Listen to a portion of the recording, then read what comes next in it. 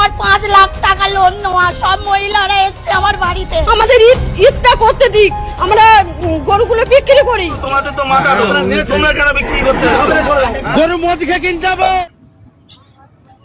ভারত সরকার আসার পরে নতুন আইন বের করছে, সেই গরুকে মুদি খাওয়ানোর পয়সা দেবে, আমাদের দেখাশোনা করার পয়সা দেবে, তাহলে গোমাতাকে সেই 14 বছর বয়স পর্যন্ত আমরা রেখে দিতে পারবো। হিন্দুদের এইভাবে বাঁচানো যায় না দাদা ভাই, এইভাবে একদম টোটালি বাঁচা। শুভেন্দু অধিকারী মহাশয় ভুল করছেন, নির্দিষ্ট সময় দেওয়া হোক মানুষকে। শুভেন্দু অধিকারী এসে তুই গদিতে বসে আছিস, তুই কি করছিস? আমাদের আর ঘুম নেই, রাত্রে ঘুম নেই, চিন্তায় মাথা খারাপ হয়ে। পারবেন না, যেহেতু দেশের একটা আইন থাকতেই পারে। আপনারা দুম্বা, উট, ভেড়া অনেক কিছুই কোরবানি করতে পারবেন, গরু যে কোরবানি করতে হবে এরকম কোনো কথা না।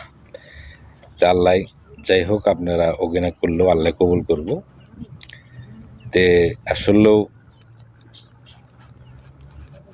যে আইনটা তৈরি করছে হয়তো বা এটা মুসলমানের বিরুদ্ধে করছে, কিন্তু এটা এতটা চিন্তা করে দেখে নাই এই গরু পালার সাথে তাদেরই দেশের এত হিন্দু জড়িত।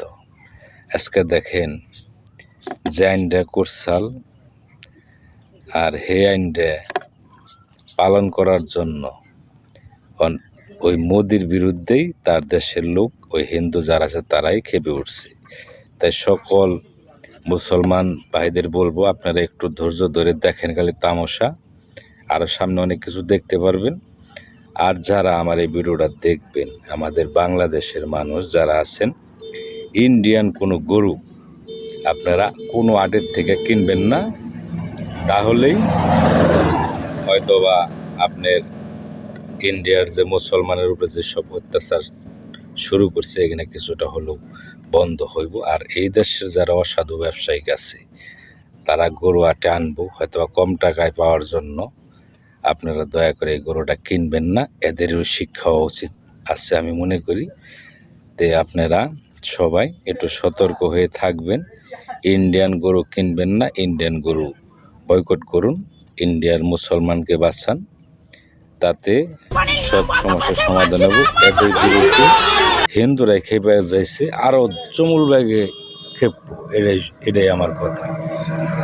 তো আপনারা সকলেই ইন্ডিয়ান লোক যারা আছেন